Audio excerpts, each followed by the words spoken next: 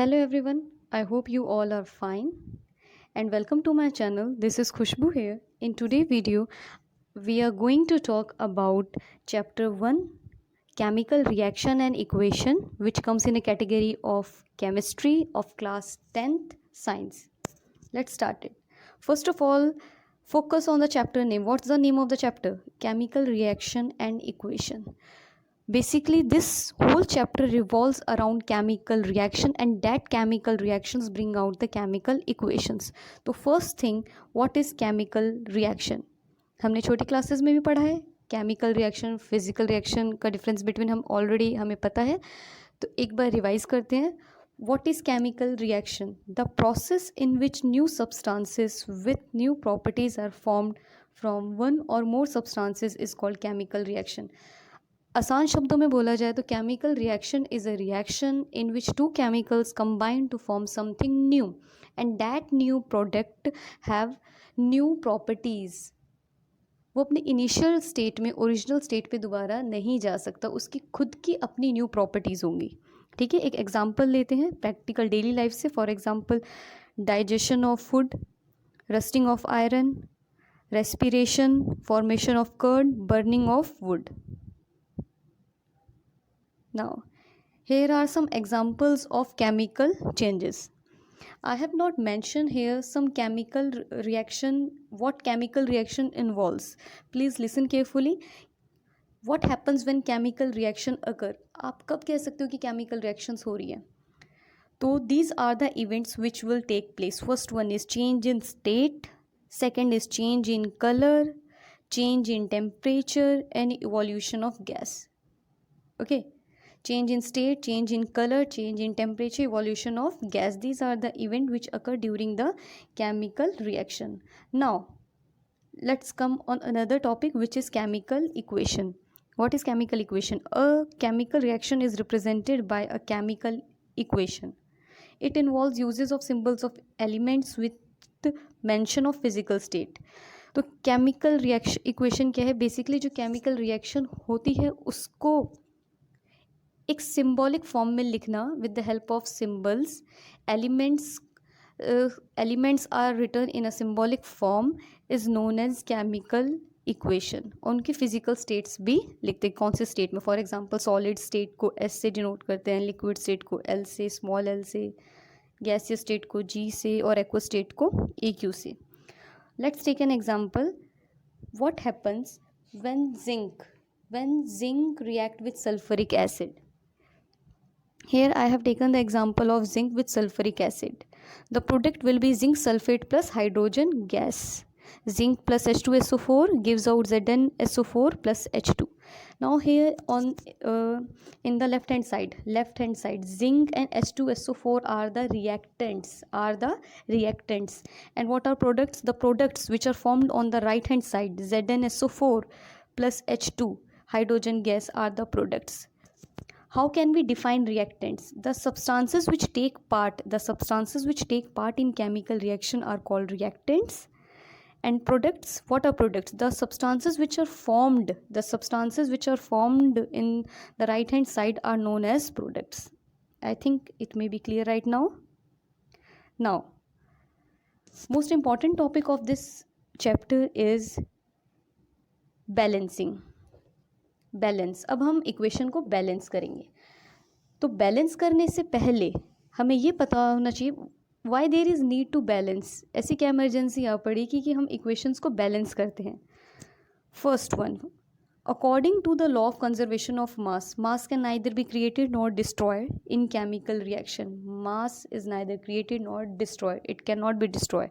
It just changes in one form to another form. This is the main reason. Second one is, so the number of elements in chemical reaction should remain same on both sides. The number of elements will be same on both sides, reactant as well as in the product side. Third, temperature, like temperature, pressure or any catalyst should be written on arrow. What are catalyst? Catalysts are basically are catalyst used to speed up the reaction. For example, K2MnO4, it is used to speed up the reaction and it is written on the arrow of the chemical equation. Let's start it with an example. I have taken easy example. एक easy example से start करते ताकि आपको पहले अच्छे से clear हो जाइए. Stepwise balancing hit and trial, and this method is known as hit and trial method. First, when magnesium react with oxygen, it gives out magnesium hydroxide. No, sorry, magnesium oxide. First thing you have to do, count the number of atoms on both side. आप number of atoms both side पहले count करोगे. You can only change the coefficient and try to equalise all the atoms of elements. आपको coefficient change करना है. Okay, when there is need. पहले हम लिख लेते हैं, एलिमेंट्स का नाम लिखते हैं. Reactant side. तो रिएक्टेंट साइड कौन से एलिमेंट्स हैं हमारे पास? मैग्नीशियम है, ऑक्सीजन है. हम क्या प्रोडक्ट साइड में मैग्नीशियम है और ऑक्सीजन है. एलिमेंट्स तो दो ही है ना हमारे पास basically, magnesium and oxygen.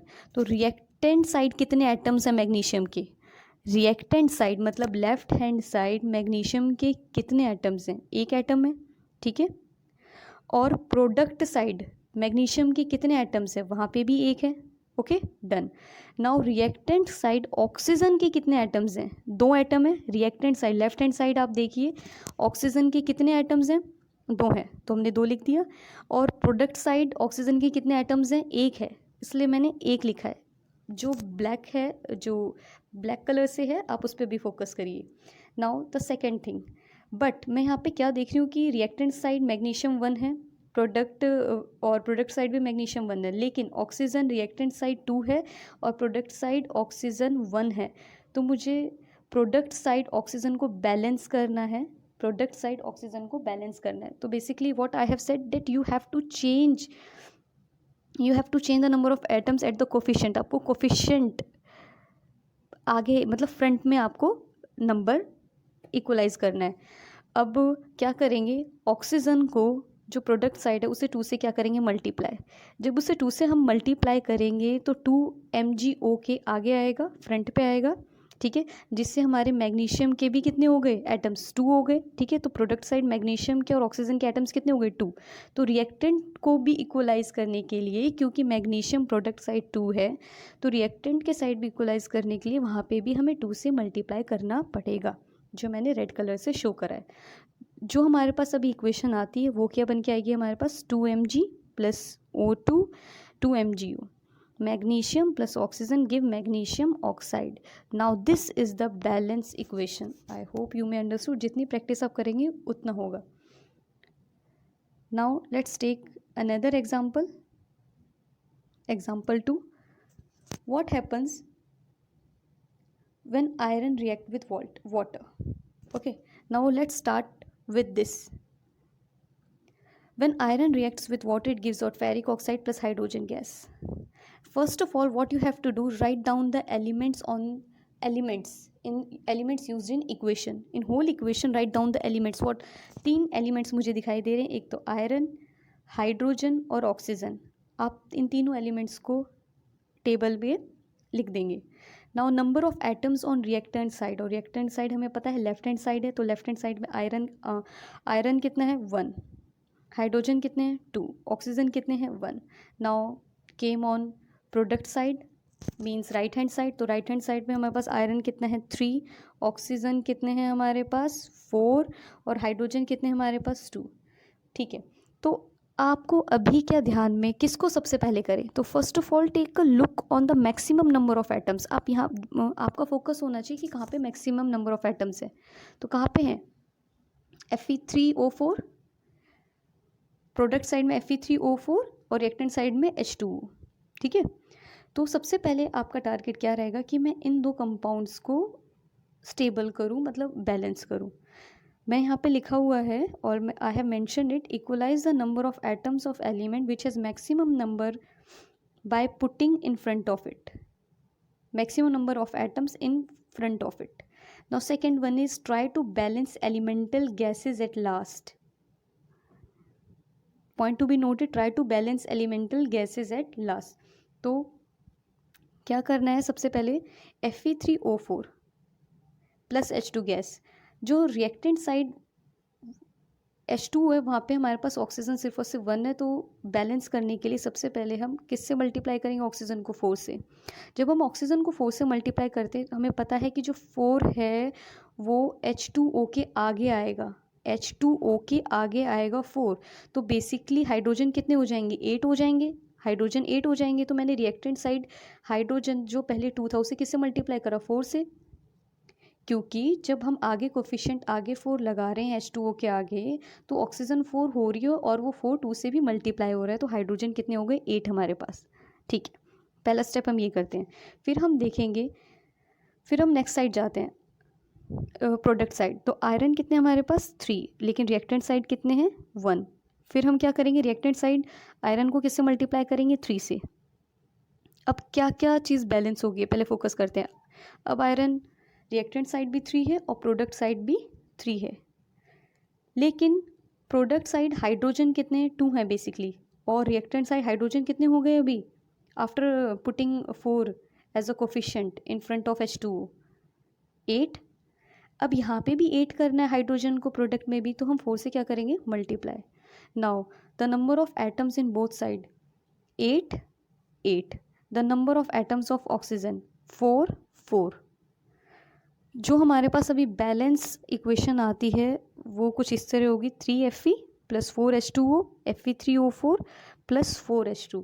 This is the balance equation. Now here are some balanced equation. I have already take a click of it. You may solve this. This is already solve है, मतलब it means ये already balance है।